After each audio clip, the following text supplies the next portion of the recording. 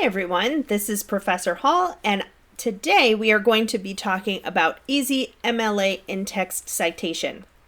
I have a presentation that I have also included in the same playlist as this presentation that has an overview of both APA and MLA in-text citation, giving the basics and the differences between them. And I also have another presentation just about APA. So you can pick whichever MLA or APA, whichever your instructor has assigned or whichever you have decided is right for you. So let's get started. What is an in-text citation? In MLA, the in-text citations occur in the text of your essay, hence the name. Brief citations point to the works cited page where the full citation information can be found. So sometimes people get this confused with the works cited page, or they think that all that they need to do is put their sources at the end of their paper in that works cited page, and that's really not the case. You need citations briefly in your essay to show where your research is from. And then at the end of your essay, I can find the full information about where to find that, when it was published, where it was published, maybe the URL if it's on a website, all of those things. So you have in-text citations at the end of a sentence before the period, after each piece of research that is not from you. So quotes, facts, statistics, examples, paraphrases, summaries, whatever the case may be. If you're worried about this, or if you're not sure if something's from you or if something is from your research, if it's common knowledge or not, I have another presentation about plagiarism that you can watch where it talks about how to avoid accidental plagiarism. But sometimes students think that these just come at the end of the paragraph or after a quotation, and they really don't. So just make sure that you have them after each piece of research. Now, that doesn't mean after every single sentence. If you have a summary that's, say, 4 sentences long, you could put it just at the end of that summary. Just as long as I would also say make sure that you include something at the start of the summary to show where you're getting that chunk of information. MLA. So MLA stands for Modern Language Association. I like to tell students one way to remember the differences between MLA and APA is that MLA places more emphasis on the author. Modern Language Association citations are used by disciplines like English, comparative studies, languages, literature, foreign languages, all of those types of things. So they really don't care as much about when a book was written, right? As much as they care about who wrote it. That's sort of my take on it, as opposed to APA, which is really focused on the year something was published because they want the most up-to-date information. So in that citation, you just include the author's last name and the page number or numbers with a dash showing the range. So there's no year, there's no punctuation separating the name from the page number. It's pretty easy to do. Smith 3 or Smith 3 to 5. That's it. I have so many people giving me crazy things in my in-text citations. Sometimes the URL, sometimes the whole bibliographic entry that would really need to go in the works cited page. The reason it looks like this, it's supposed to be read pretty smoothly in your essay. It's not supposed to be that jarring to the eye. It's just supposed to say, hey, here's where I got it from. You want to know more about this source? You can see the last page of my paper. So here are some examples. This is according to research. That's our signal phrase, our introduction to this fact. Nearly 30% of people have been victims of workplace bullying. So that's the fact. Then I have Sanderson, the author, and the page number 9. Now here in my introduction to the quote, or also known as a signal phrase, I have Greg Sanderson reports. So I don't need the name in these parentheses. His name is here, and then I just have the page numbers at the end. This is the basic format. And everything else we're going to talk about today are kind of variations on that format, but they're really not as hard as people would think. And if you do find it hard even after this presentation, there are great resources online. The OWL at Purdue, the online writing lab at Purdue has a citation guide. Your library probably has a citation guide, probably both your public library and your school library if you're in high school or college. So you can always go to those for extra help. But with this presentation, I just kind of want to explain things for you in case you look at a citation guide and it doesn't seem to make a lot of sense. So our first variation is no page numbers. In MLA, if a source is online and doesn't have page numbers, you can use just the author's last name. If you use the author's name in your signal phrase when you introduce that research, the way I just showed you with Greg Sanderson, you can still put a citation at the end to show that you're citing your research. I recommend that people do this because a lot of teachers will skim through a paper the first time. They will read it, but they will skim through a paper just to look for those parentheses showing that you've cited your sources. And you don't want to be accused by your teacher of accidental plagiarism. So you want to make sure that you have those in there. Talk to your teacher as well. Sometimes they will want a paragraph number in the citation. That is not required by MLA, but again, just so that they can go back and look at your research, make sure you're quoting it correctly, they might want that.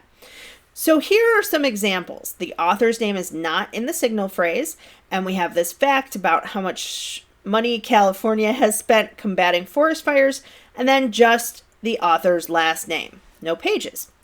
Here we have the author's last name in the signal phrase, but this person's teacher wants the paragraph. So they've put Cohen and paragraph 2, P-A-R period and 2. Again, comes before the period, no commas in between any of the elements there. So you could do it either way. You could just have the author's last name, or you could have a paragraph number if that's required by your instructor. So our next variation, I have that little meme here because a corporate author occurs when there is a group, organization, corporation, or government agency that's published a text without an individual author named. Corporations sometimes put out what are called white papers where they take a position on an issue. So you might have, for example, a company that produces cars putting out what they think about new protections for the environment and how they're going to eventually make their cars more efficient, right? But there's not one person who's written that, and the corporation wants to put it out as the corporation making this statement. The government agencies, you will find a lot of times when doing research, they have great facts and information, but again, there's no one person in the government taking responsibility for that document. So in MLA, if a source has a corporate author, you use the name of the organization in those in-text citations the same way you would use an author. You can also use the letters to note its name, and this is particularly helpful if it's very long. So here's some example. Congressional Research Service, and then we have this thing about different types of forest fires, and then this was on page 1 of their document. So this person has used the initials CRS, and then page 1. This from the Red Cross doesn't have page numbers, so the person here has just put in parentheses Red Cross. Either one of these is fine, depending on if it has page numbers. But you can think too, in terms of someone reading your essay, Congressional Research Service would be long to have, especially if you're quoting or citing it a number of times, right? So you don't want to have that repeated all the time. So just having the letters there can be helpful. All right. No author. Now, I have this little meme here. No problem. Any old book will do.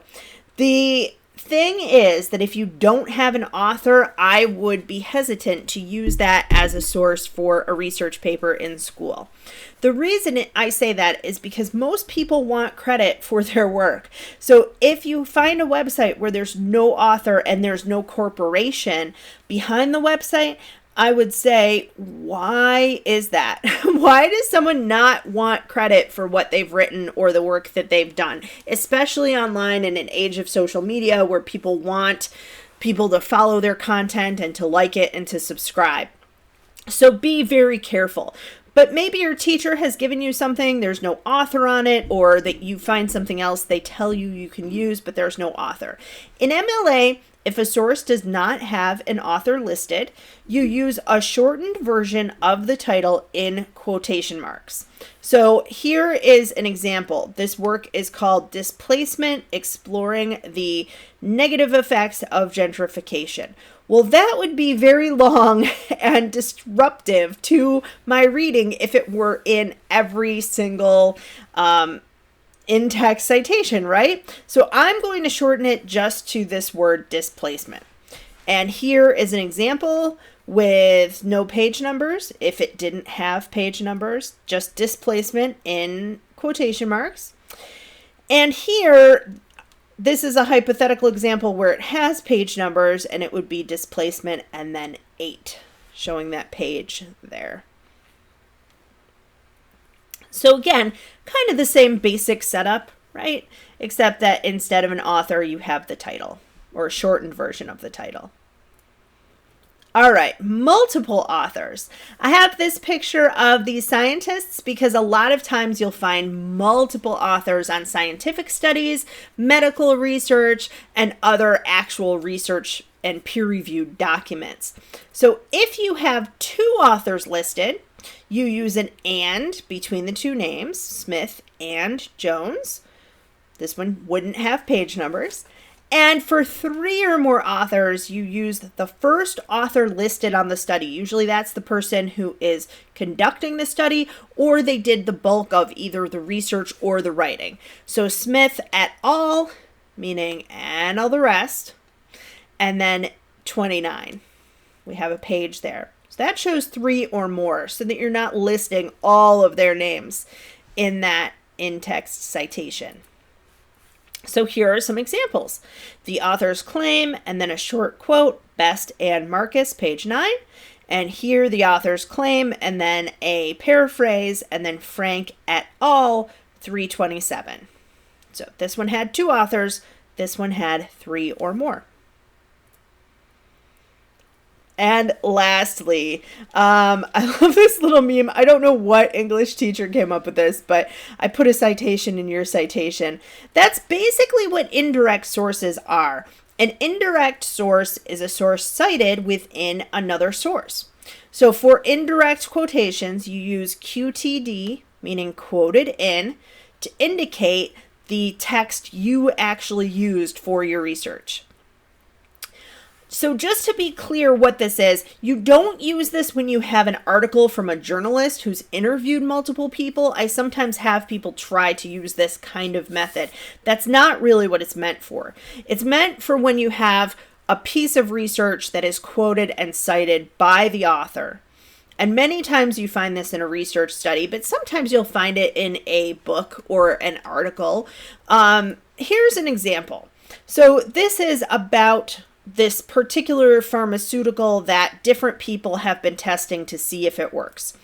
Julian Cervoni says 15% of people in the study on this new medication showed no change. Then TJ Waterston, a couple years later, said previous research showed 15% of people, etc., and he quotes Cervoni and cites Cervoni right here. And then goes on to say, however, new trials, etc. So your essay, you couldn't find Julian Cervoni's work, but you are using Waterston's work. And then you say, initially, people didn't think that the drug worked. Studies showed, and then you have this quote that's not from Waterston, it's from Julian Cervoni. So you're saying, this is Cervoni quoted in Waterston, page 33. That's how you do it. Very simple and easy, although it may seem complicated, but you have the last name quoted in, the other last name, and the page. So let's recap. Again, the basic format for MLA in-text citations is the author's last name and the page number. Everything else is kind of a variation on this. Multiple pages, 3 to 5 with a little dash in between. No pages, just the author's last name or the paragraph number if your teacher wants that. A corporate author would be just the name of the office and a page if it's available, or the initials for that corporation or organization, and again, pages if they're available. If there's no author, you use a shortened title in quotes. 2 or more authors, you use the word and in between the last names. 3 or more authors, you use et al. And an indirect source, you use a last name and then quoted in, and then the source that you actually found. So I hope this helped to explain when you would use these. Again, if you want to double check your citations, I recommend that you look at the Online Writing Lab at Purdue or your library's citation guide site. Or a book if you're using a book like the Little Seagull Handbook. But for now, I hope this was helpful. And if you want to see the APA presentation, it's also on my YouTube page. Thanks, everybody.